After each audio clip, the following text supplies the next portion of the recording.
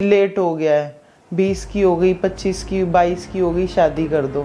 मैं मोस्टली तो matrimonial disputes देखती हूँ। आज तक मैंने अपनी प्रैक्टिस में ये नहीं देखा कि कोई मुस्लिम या नॉन मुस्लिम वुमेन अपने राइट्स के लिए लड़ने के लिए अकेले कोर्ट आई हो। किस चीज़ ने आपको इंस्पायर किया कि आप लॉ प्रोफेशन को ही चूज़ करें?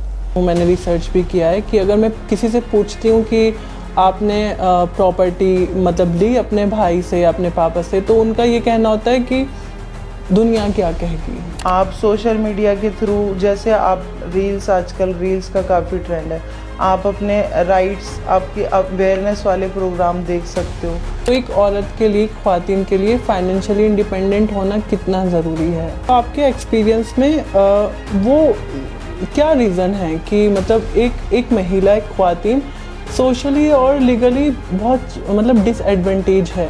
हमेशा मैं अपने क्लाइंट्स को ये ज़रूर बोलती हूँ कि आप जो फाइट कर रहे हैं कोर्ट में वो करिए, बट अपने बच्चों को ये वाली लाइफ से थोड़ा दूर रहिए, क्योंकि वो इमोशनली काफ़ी ड्रेन होते हैं। जैसे अभी हम कॉन्सेप्ट देख रहे हैं राइट टू हेल्थ का, राइट टू इन्वायरमेंट का, तो राइट टू हेल्थ में एक वीमेन के लिए क्या इंपॉर्टेंट है? और डोमेस्टिक वायलेंस बेसिकली अगर आप देखें, अगर आप किसी से पूछें जाकर, तो पहला जो क्वेश्चन आता है वो आता है कि आपको मारा, आपको पीटा।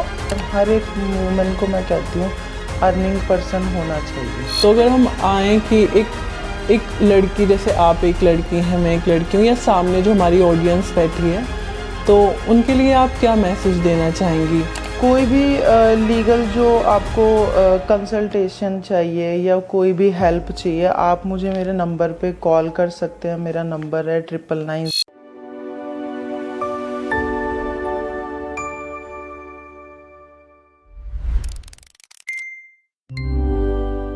आदाब and good afternoon to all. मैं युसरा सिद्दीकी आवाज़ ख्वातीन की तरफ से आप सबका इस्तकबाल करती हूँ। आज हमारी series lens, legal lens with आवाज़ ख्वातीन के तहत हम एक इम्पोर्टेंट डिस्कशन लेकर आए हैं, जहाँ पर हम women rights, legal awareness and women issues के बारे में बात करेंगे। उसके लिए हमारे साथ आज मौजूद हैं एडवोकेट यास्मीन खान, जो सिविल और क्रिमिनल केसेस में बेहतरीन तजुर्बा रखती हैं और काफ़ी अरसे से लीगल फील्ड में काम करती आ रही हैं। वीमेन इश्यूज़ और लीगल अवेयरनेस पर उनकी अंडरस्टैंडिंग और काम काफ़ी सराहनीय रहा है। यास्मीन मैम, आवाज़ ख्वातीन में आपका दिल से इस्तकबाल। आपने अपना बिजी शेड्यूल से हमें टाइम दिया, उसके लिए दिल से शुक्रिया। तो चलिए डिस्कशन की शुरुआत करते हैं लीगल लेंस विद आवाज़ ख्वातीन के साथ। तो मैम, पहला क्वेश्चन ये कि आप अपने बारे में बताइए कि कैसे आपने इस जर्नी की शुरुआत की और किस चीज़ ने आपको इंस्पायर किया कि आप लॉ प्रोफेशन को ही चूज़ करें? मैं आर्मी फैमिली बैकग्राउंड से हूँ और मेरे नाना और जो दादाजी थे वो आर्मी फील्ड से थे, और मेरे घर के 9 मेंबर जो थे, फैमिली मेंबर, वो आर्मी में सर्विस पे थे। तो ये स्टार्टिंग से ही ये था कि एक ड्रेस जो होती है, यूनिफॉर्म, वो एक सिविलियंस से अलग होती है। तो ये तो शुरू से आ गया था दिमाग में कि हाँ कुछ ऐसा ही कुछ करना है। बट फिर जो फादर थे मेरे, वो रियल एस्टेट में थे, अपना बिजनेस था उनका, बट वो सोशल कॉज के लिए और ये अपने जो मैट्रिमोनियल डिस्प्यूट्स होते हैं उनमें काफ़ी ज़्यादा एक्टिव रहते थे। जैसे अपने मतलब कौम के पंचायत होती हैं, मसले हल करते हैं आप बैठ के बड़े, तो उस सिलसिले में वो मुझे काफ़ी 10-12 क्लास से ही मुझे अपने साथ रखते थे हमेशा। तो एक चीज़ समझ आई कि वुमेन को हमेशा मतलब एजुकेशन जो है वो ही एक बहुत बड़ा उनका मतलब पावर भी है, एक हथियार भी है उनके लिए, जो वो अपने मतलब राइट्स को प्रोटेक्ट करने के लिए यूज़ कर सकती हैं। ठीक है ना। और इस चीज़ से ही मुझे इंस्पिरेशन मिला काफ़ी कि मुझे लीगल फील्ड में जाना है और इसी से रिलेटेड कुछ ना कुछ करना है। तो अगर हम आज की बात करें, कंटेम्प्रेरी इंडिया की बात करें, तो जो वीमेन हैं वो बहुत सारे सोशली और लीगली चैलेंजेस फेस कर रही हैं। तो जैसे आप लॉ में हैं, आप ऐसे रोज़मर्रा पे केसेस देखती हैं, तो आपके एक्सपीरियंस में वो क्या रीज़न है कि मतलब एक महिला, एक ख्वातीन सोशली और लीगली बहुत मतलब डिसएडवांटेज है? आजकल जो हमारी जो मुस्लिम वुमेन्स हैं वो सोशल और लीगल बैरियर्स फेस करती हैं। देखो, ये तो सच्चाई है कि मेल डोमिनेंस सोसाइटी है, ठीक है ना। और दूसरी बात, जो वुमेन्स हैं उनको पढ़ाई के लिए, एजुकेशन के लिए काफ़ी रिस्ट्रिक्शंस होती हैं, ठीक है ना। उनकी पढ़ाई भी कंप्लीट नहीं होने देते हैं। और लीगल अवेयरनेस तो ना के बराबर है, इवन अपने राइट्स की अवेयरनेस नहीं होती उन्हें। तो ये चैलेंजेस हैं। और फिर सोशल प्रेशर इतना होता है कि समाज क्या कहेगा, घर वाले क्या कहेंगे। अपने राइट्स को प्रोटेक्ट करने के लिए वो कभी आगे नहीं आ पाती। उन्हें हमेशा कोई ना कोई मतलब सहारा ढूंढती हैं, जो कि सपोर्ट सिस्टम उन्हें मिलता ही नहीं है। बिल्कुल। तो ये काफ़ी चीज़ें मैंने देखी हैं जो वुमेन फेस कर रही हैं आज के टाइम पर भी। ठीक है। तो लेकिन जैसे आपने कहा है कि मतलब फेस कर रही हैं, लेकिन उसके साथ हम ये देखते हैं कि एजुकेशन भी बढ़ रहा है। तो काफ़ी मुसलमान औरतें मतलब आईएएस में भी जा रही हैं, यूपीएससी पास कर रही हैं, यूनिवर्सिटीज़ में पढ़ रही हैं, पीएचडी कर रही हैं। तो क्या हम ये कह सकते हैं कि अगर आप 10-15 साल पहले जाएं और आज के टाइम में देखें तो क्या लीगल अवेयरनेस कुछ बढ़ी है? और अगर नहीं बढ़ी है तो फिर वो सेकंड क्वेश्चन ही हम लाएंगे कि उसका क्या रीज़न है। मतलब अभी हम सोशली छोड़ देते हैं, सोशली कॉज आपने बताया कि फैमिली प्रेशर होता है, तो इसलिए हम उसको सोशली कॉन्स्टेंट भी रखते हैं। देखो, एजुकेशन तो बढ़ी है। लास्ट 10 to 15 ईयर बैक देखें तो एजुकेशन सिस्टम और हमारे मतलब मुस्लिम कम्युनिटी में एजुकेशन काफ़ी बड़ा है। लेकिन वो सिर्फ एजुकेशन एक लिमिटेड ही है कि आपने स्कूल पास आउट किया और शादी कर दी। वो आपको एक मतलब कह सकते हैं कि करियर ओरिएंटेड अभी नहीं इतने हैं। और दूसरा, फिर वही मैं एक चीज़ बोलूँगी कि एजुकेशन के साथ, अवेयरनेस के साथ भी काफ़ी बार फीमेल जो होती हैं वो अपने लीगल राइट्स को प्रोटेक्ट करने के लिए, अपने आवाज़ उठाने के लिए, वो जस्टिस के लिए आगे नहीं आ पाती हैं। वो एक उन पे प्रेशर रहता ही रहता है। में भी वही फैमिली का होता है। और ज़्यादातर मैंने ये फेस करते हुए देखा है कि अगर मैं इसके खिलाफ जाऊंगी, आवाज़ उठाऊंगी, तो मुझे साइड कॉर्नर कर देंगे, मेरा बायकॉट कर देंगे, सोशल भी और फैमिली से भी। तो ये चैलेंजेस हैं वुमेन्स के लिए, जो इतना मतलब एजुकेशन होने के बाद भी, करियर में आने के बाद भी वो अपने लिए नहीं कर पाती। बिल्कुल। जब हम लॉ फील्ड में होते हैं तो जो सबसे पहले हमको पढ़ाया जाता है वो एक कॉन्स्टिट्यूशन, आपको मतलब एक बेसिक वो है। लेकिन अगर आप एक आम इंसान से पूछें जो पढ़ रहा है लेकिन उसको लॉ का इतना नहीं पता है, तब की कॉन्स्टिट्यूशन जो है वो एक बेसिक फंडामेंटल हमारे लिए है कि we have to aware about it. उसमें कुछ राइट्स होते हैं जिनको हम फंडामेंटल राइट्स बोलते हैं। तो उसमें कुछ इंपॉर्टेंट राइट्स हैं, लाइक आर्टिकल 14 जो बराबरी, इक्वालिटी की बात करता है, आर्टिकल 15 जो डिस्क्रिमिनेशन की बात करता है, आर्टिकल 21 राइट टू लाइफ जो भी बहुत ब्रॉड हो चुका है। तो अगर हमारी ख्वातीन मतलब इन राइट्स को समझना चाहें बहुत आसानी से, क्योंकि जो कॉन्स्टिट्यूशन है वो शायद सब इसलिए नहीं समझ पाते, शायद लैंग्वेज की वजह से। तो आपके अकॉर्डिंग अगर एक आम महिला इसको समझना चाहे तो आर्टिकल 14, आर्टिकल 15 और आर्टिकल 21 उनके लिए क्या है? देखिए, आर्टिकल 14 और 15 ऑलमोस्ट सिमिलर हैं। और आर्टिकल 14 यही कहता है, अगर मैं बहुत सिंपल लैंग्वेज में बोलूँ, कि सभी को समानता का अधिकार दिया जाता है। किसी के भी साथ जाति, धर्म या बैकग्राउंड के आधार पर और जेंडर के आधार पर कोई डिस्क्रिमिनेशन नहीं किया जाता, कोई भेदभाव नहीं किया जाता। सिमिलर आर्टिकल 15 भी स्टेट को रिप्रेजेंट करता है कि कोई भी स्टेट किसी भी इंसान के साथ, किसी भी भारतीय नागरिक के साथ जाति, धर्म और उसके वर्ग, जो बैकग्राउंड या कुल कहा जाता है, उसके आधार पर डिस्क्रिमिनेशन नहीं कर सकता। और आर्टिकल 21 जो है वो आपको आपकी लाइफ फ्रीडम और डिग्निटी के साथ जीने के लिए बताता है कि आपको आपकी लाइफ एक मतलब कोई भी जेंडर जो है वो अपनी लाइफ को अपनी मतलब समानता और बिना कोई इनइक्वालिटी के साथ जी सकते हैं आप। तो जैसे हम आर्टिकल 21 की बात करते हैं, जो आपने राइट टू लाइफ के बारे में बताया, तो राइट टू लाइफ में बहुत सारी चीज़ें आती हैं। तो अगर मैं एज ए नॉर्मल गर्ल आपसे पूछूंगी तो आर्टिकल 21 किस किस स्फेयर्स में अप्लाई होता है? कहाँ कहाँ, जैसे राइट टू लाइफ में बहुत सारी चीज़ें आती हैं। जैसे अभी हम कॉन्सेप्ट देख रहे हैं राइट टू हेल्थ का, राइट टू इन्वायरमेंट का। तो राइट टू हेल्थ में एक वीमेन के लिए क्या इंपॉर्टेंट है, और राइट टू इन्वायरमेंट बेसिकली वो भी बहुत मायने रखता है। तो वो एक वीमेन के लिए, एक महिला, एक ख्वातीन के लिए कैसे इम्पोर्टेंट है? देखो, महिला के साथ वही जेंडर इनइक्वालिटी हमेशा फेस करती हैं वो।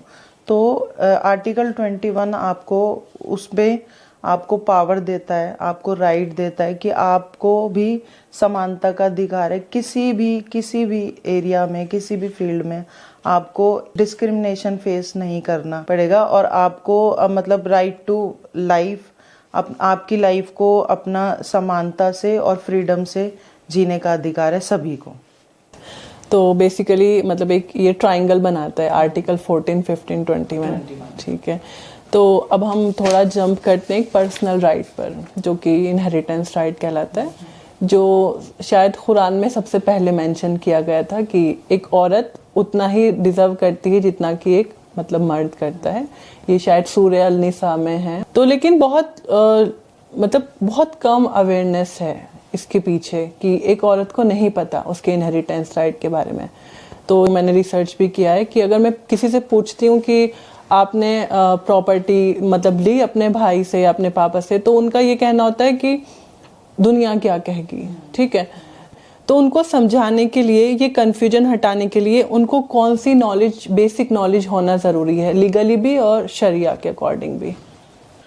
देखिए, पर्सनल लॉ ने मैन और वुमेन दोनों को ही प्रॉपर्टी में राइट दिए हैं और उनके राइट को प्रोटेक्ट भी किया है। बट आजकल जो हमारी मुस्लिम महिलाओं में मिसकंसेप्शन है कि उनको शादी कर दी, जो फंक्शन हो गया, जो भी कुछ गिफ्ट्स एक्सचेंज हो गए, बस वहीं तक उनका था। उसके बाद जो पेरेंट्स के पास अपना आती जाती हैं, लेना देना छोटा मोटा जो गिफ्ट्स के तौर पे हो गए, बस वही तक उनका हक सीमित है। बट देखो, एक हक मेहर भी उनका लीगल राइट्स है, ये भी नहीं जानती। इवन उन्हें ये भी नहीं पता, मतलब कई जो खवातीन है हमारी मुस्लिम वुमेन है, वो हक मेहर के बारे में भी बात नहीं करते। हक मेहर भी उनका लीगल राइट्स है। और अगर मैं आपको फॉर एग्जांपल बताऊं तो लीगल मतलब जो प्रॉपर्टी राइट्स जो है, इनहेरिटेंस जो है, प्रॉपर्टी राइट्स जो है, वो एज मदर भी है उनका, ठीक है ना, एज डॉटर भी है, एज वाइफ भी है। फॉर एग्जाम्पल मैं आपको बोलूँ कि एक पेरेंट्स हैं, उनकी 9 लाख की प्रॉपर्टी है और वो एक बेटा है और एक बेटी है। तो जितना उनके बेटे का राइट है, जैसे 6 लाख उनके बेटे को मिला, तो 3 लाख जो है वो बेटी का बनता है प्रॉपर्टी राइट्स। जो वाइफ हैं उनके लिए भी अपनी हस्बैंड की प्रॉपर्टी में हक है। इसी तरह वो मदर का अपने बेटे की प्रॉपर्टी में भी हक है। बट ये मिसकंसेप्शन है हमारे समाज में बोले, मुस्लिम माशरे में बोले, मुस्लिम वुमेन्स में कहा जाता है कि हमारा कोई राइट नहीं है, या प्रॉपर्टी में अगर मैं राइट मांगने लगूंगी तो फिर लोग क्या कहेंगे, या पेरेंट्स क्या बोलेंगे, भाइयों से कैसे मिलेंगे। और एक जो इन जनरल टर्म्स यूज होती है, जो मैं अपने मतलब डे टू डे की कोर्ट लाइफ में देखती हूँ कि मेरा मायका छूट जाएगा। ये मैं बहुत देखती हूँ कि मायका छूट जाएगा। तो ये मायका छूटना मतलब ये कितना बड़ा मिसकॉन्सेप्शन है कि वो आपका राइट है, जो मतलब आपको अल्लाह ने दिया है और उससे मतलब आपका कोई कॉन्फ्लिक्ट नहीं होना चाहिए। तो कह सकते हैं कि ये अवेयरनेस शायद, या फिर सोशलाइजेशन, एक वर्ड यूज होता है सोशलाइजेशन। अवेयरनेस भी है, तो वही सोशलाइजेशन की लोग क्या बोलेंगे, वो ऐसे सोशलाइज कर दिया गया है कि मतलब दिस इज रॉन्ग। हाँ। तो अभी जैसे अभी हम शिफ्ट होते हैं एक ब्रॉड पर्सपेक्टिव पे, एनसीआरबी की रिपोर्ट, ठीक है, अभी आई है 2024 की। उसमें हमने डोमेस्टिक वायलेंस मतलब देखा है ज़्यादा। तो डोमेस्टिक वायलेंस बेसिकली अगर आप देखें, अगर आप किसी से पूछें जाकर, तो पहला जो क्वेश्चन आता है वो आता है कि आपको मारा, आपको पीटा, तो ये डोमेस्टिक वायलेंस। जबकि डोमेस्टिक वायलेंस जो है वो बहुत अलग पर्सपेक्टिव से भी देखा जाता है, उसमें बहुत सारे प्रोविजंस हैं। तो उसमें क्या प्रोविजंस हैं जो ये हर्ट करने से अलावा जो चीज़ें हैं, जैसे क्या वो इमोशनली भी वायलेंस है, या फिर वो साइकोलॉजी भी एक वायलेंस है? Mental तो abuse हाँ, तो वो एक्ट क्या है, उसके सिंपल प्रोविजंस क्या हैं? देखिए, डोमेस्टिक वायलेंस जो है वो फिजिकल अब्यूज तक ही लिमिटेड नहीं है। वो mental abuse, economically abuse, financial abuse कह सकते हैं। तो उसमें काफ़ी सारे आपके राइट्स हैं, आपके खर्चे, उसमें आपको इकोनॉमिकली सपोर्ट मिलती है वहाँ, अगर आप उसको क्लेम करते हैं डीवी एक्ट में, डीवी एक्ट 2005 वाले उसमें। दूसरी बात, जो जिस डिग्निटी के साथ आप अपने ससुराल में अपने मतलब मैट्रिमोनियल होम में रहते थे, अगर आप सेपरेट हैं तो भी आप उसी डिग्निटी के साथ उसी इक्वल मतलब शेयर में रह सकते हैं। तो ये हमारे छोटे छोटे जो राइट हैं उन्हें प्रोटेक्ट करता है, और इसमें रेमेडी है जिसमें आप कंप्लेंट के थ्रू आप आ सकते हैं। तो अब जैसे आपने पढ़ा, आप अपनी फैमिली से इन्फ्लुएंस हैं या आपने लॉ किया, आप अभी एडवोकेट हैं, तो मतलब पहले आपका एजुकेशन हुआ, देन यू आर अर्निंग, मतलब फाइनेंशियली इंडिपेंडेंट। तो एक औरत के लिए, ख्वातीन के लिए फाइनेंशियली इंडिपेंडेंट होना कितना ज़रूरी है? क्या मतलब हम एम्पावरमेंट की बात करते हैं, क्या empowerment without financial aid possible है, या सिर्फ वो किताबों में या फिर ओरली ये कि नहीं एम्पावरमेंट के लिए ये कितना ज़रूरी है कि अगर एक औरत को आपको एम्पावर करना है तो उसकी आपको फाइनेंशियली इंडिपेंडेंस करना ज़रूरी है? वुमेन एम्पावरमेंट की बात करें तो इसमें बहुत काफ़ी बड़ा रोल प्ले करता है आपका फाइनेंशियल स्टेटस जो होता है, और हर एक वुमेन को मैं कहती हूँ अर्निंग पर्सन होना चाहिए, ठीक है। और अगर वो एजुकेटेड नहीं भी है या फिर होम मेकर है तो तब भी उसे अपना एक फाइनेंशियल स्टेबिलिटी तो रखनी चाहिए, जो कि उसके राइट्स को, उसकी काफ़ी चीज़ों को प्रोटेक्ट करती है, शोषण से बचाती है, ठीक है, ये चीज़ है। हाँ, क्योंकि ये आता है, ये टैबू भी शायद है कि हम एम्पावरमेंट की बहुत ज़्यादा बातें करते हैं, लेकिन ये मैंने अक्सर देखा है कि जब तक आप एक औरत को, एक महिला को, एक ख्वातीन को फाइनेंशियली इंडिपेंडेंट नहीं करेंगे तब तक एम्पावरमेंट की आप बात नहीं कर सकते। अब अगर जैसे आप रोज़मर्रा प्रैक्टिकल केसेस देखती हैं, तो अगर हम एक रियल बेस्ड एक केस स्टडी करते हैं कि एक औरत है, ख्वातीन है, उसकी शादी हो जाती है और वो जॉब करती है शादी से पहले, लेकिन शादी के बाद जो है उसकी जॉब छुड़वा दी जाती है, ये कहकर कि अभी फैमिली को देखना है, और उसके डॉक्यूमेंट्स सब ले लिए जाते हैं, मतलब उसको हर तरीके से डिपेंडेंट बना दिया जाता है। तो लेकिन वो ये सोच रही होती है कि ये शायद फैमिली प्रेशर है, और उसको मतलब फील हो रहा होता है कि उसको वो किसी चीज़ से गुजर रही है। इस सिचुएशन में जो लीगल अवेयरनेस जो है या फिर लीगल राइट्स जो हैं वो कैसे काम आते हैं?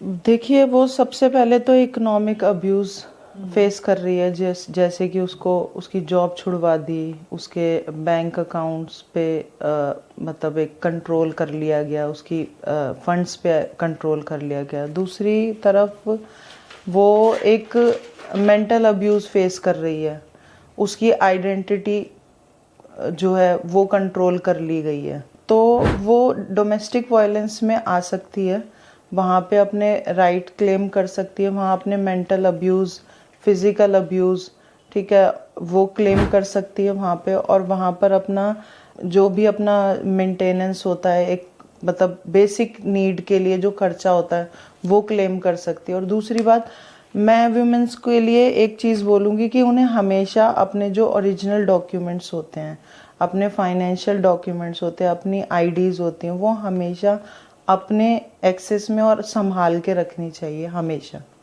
तो अगर हम आए कि एक लड़की, जैसे आप एक लड़की हैं, मैं एक लड़की हूँ, या सामने जो हमारी ऑडियंस बैठी है, तो उनके लिए आप क्या मैसेज देना चाहेंगी? वो कहाँ से स्टार्ट करें? जैसे बहुत सारे लोग मैंने देखे हैं जो लॉ को बहुत पसंद करते हैं, लेकिन वो लॉ में नहीं जा पाते, या अलग अलग फील्ड होती हैं उसमें मतलब रेशो मुस्लिम वीमेन की बहुत कम होती है, तो आपका उनके लिए क्या मैसेज होगा? देखिए, यंग मुस्लिम वुमेन्स के लिए मेरा एक ये मैसेज है कि सबसे पहले तो अपनी पढ़ाई पूरी करें, उसके बाद देखें कि आपका किस फील्ड में जाने का मन है, और ये माइंडसेट से तो कभी नहीं चलो कि हम शादी करके चले जाएंगे और हमें घर का काम करना है बस, ठीक है। दूसरा, ये सबसे इम्पोर्टेंट मैसेज, जिनकी मैरिज हो चुकी है या फिर जिनकी मैरिज होने वाली है, उनको, जिनकी मैरिज होने वाली है उनकी बात करते हैं कि ये टैबू है कि समाज में कि लेट हो गया है,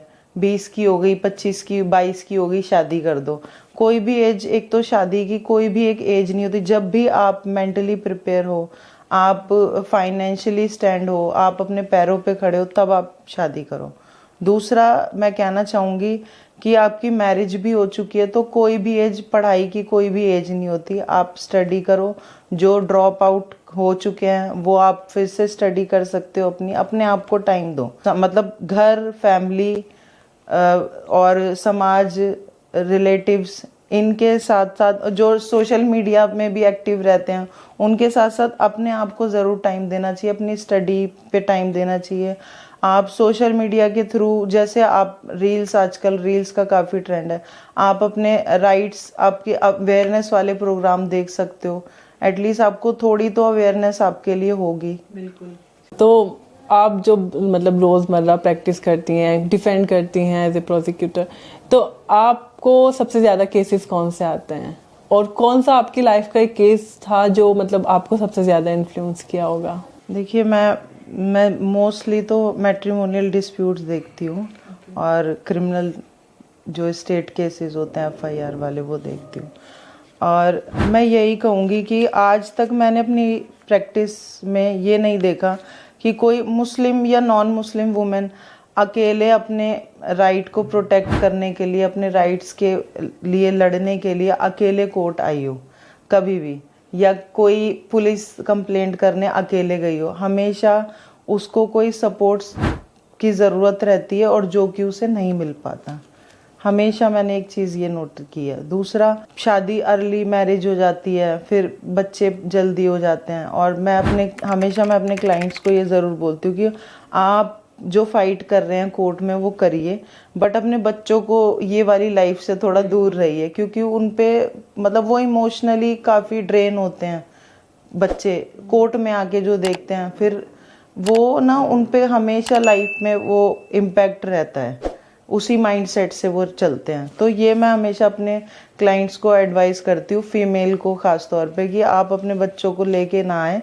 आप जो फाइट कर रहे हैं ये आपका बैटल ग्राउंड है, आप अपनी फाइट करिए, बट आप अपने बच्चों के कोर्ट प्रोसीडिंग में ना लेके आइए। बिल्कुल, ये बहुत अच्छी बात है क्योंकि एक फिर वो चाइल्ड ट्रॉमा उसकी लाइफ टाइम उसके साथ रहता है। तो बहुत अच्छा लगा, बहुत सारे प्रोविजंस एंड मतलब लीगल अवेयरनेस के रिगार्डिंग हमको पता चले और हमारी ऑडियंस को भी। तो अगर जैसे हमारी ऑडियंस देख रही है, अगर वो आपसे कनेक्ट करना चाहें कोई लीगल हेल्प के रिगार्डिंग, तो वो आपको कैसे कांटेक्ट कर सकते हैं?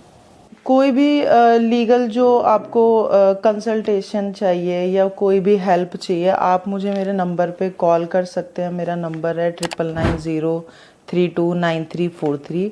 और या आप मेरे चैम्बर जो रोहिणी कोर्ट 1012 1012, वहाँ आप चैम्बर ब्लॉक में आके मुझसे कांटेक्ट कर सकते हैं, पर्सनल विजिट कर सकते हैं। ओके, तो ये बहुत अच्छा मतलब हमारे लिए है कि हमारी ऑडियंस मतलब उनको इतनी बड़ी हेल्प मिल सकती है और वो लोग यहाँ पे मतलब हेल्प के लिए आ सकते हैं। तो थैंक यू मैम, आपने अपना कीमती वक्त हमारे लिए निकाला। हम आपका दिल से शुक्रिया आवाज़ ख्वातीन की तरफ से। इसी के साथ आज का डिस्कशन यहीं पर ख़त्म होता है। हमें उम्मीद है कि आपको ये सेशन बहुत इन्फॉर्मेटिव और हेल्पफुल लगा होगा। आवाज़ ख्वातीन के साथ जुड़े रहिए। अल्लाह हाफिज़।